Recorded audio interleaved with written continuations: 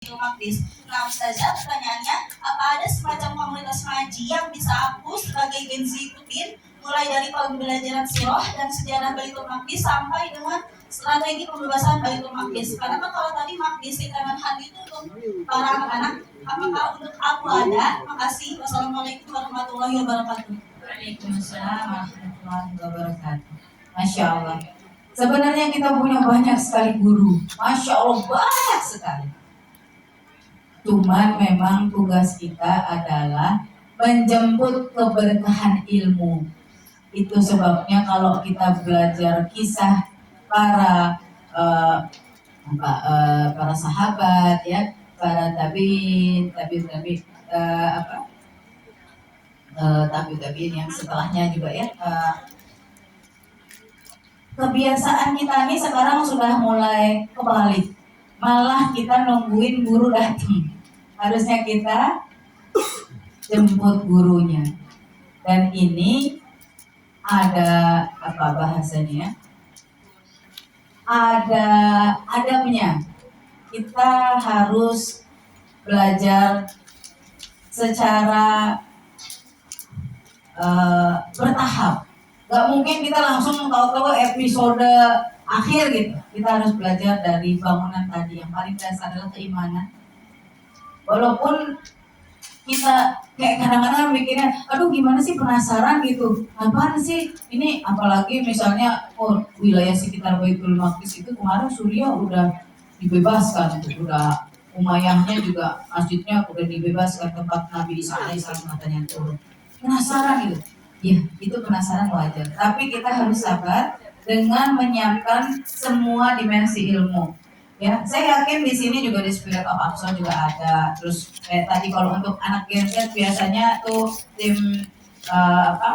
timnya Ustadz Qadir Hamas, Ustadz Hussein Gaza juga sering kolaborasi, ya. Dan kalau belajar sirah ada Ustadz Asep Sobari, ada Ustadz siapa?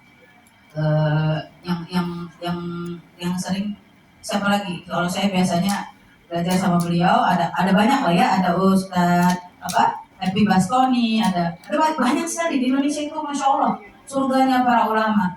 Tapi tugas kita tadi jemput keberkahan dengan niat yang tepat. Karena kalau niatnya belok, na'udzubillah. Itu Imam Al-Ghazali selalu mengingatkan pentingnya bab niat di awal, di tengah, di akhir, dan terus, supaya kita nggak seleo dan nggak kena godaan syaitan.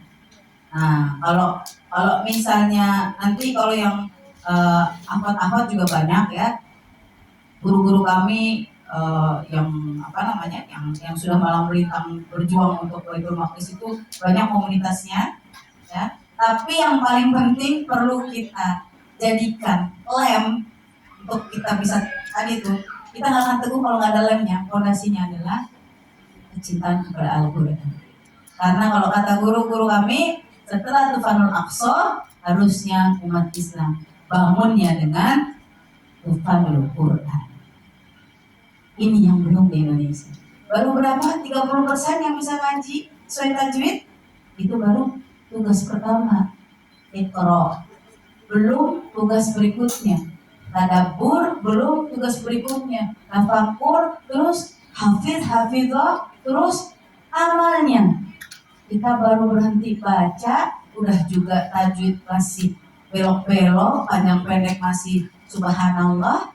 Terus udah gitu nanya, kapan sih Palestina menangnya? Nah, ini PR. Kitanya kurang sabar. Padahal Allah sedang membangunkan kita agar kita belajar sesabar orang-orang di Palestina. Begitu ya Kak, semoga Allah mudahkan, luluskan niat, kuatkan tekad, ya, minta sama Allah, ya Allah perbaiki akhlakku agar aku bisa seperti sebut nama sahabat yang paling kakak suka siapa gitu, karena itu pasti akan memberikan tadi tuh, memberikan hamasah, semangat untuk kita gak cuma ngejar ilmunya, gak cuma ngejar kamu, tapi ngerjain amaliyahnya sesuai dengan ilmu yang sudah Allah berikan. Wallahu a'lam bishawab. Baik, satu kesempatan lagi bagi bapak-bapak yang ingin bertanya. Ada? Tidak ada? dari ibu, satu lagi, ada, silakan.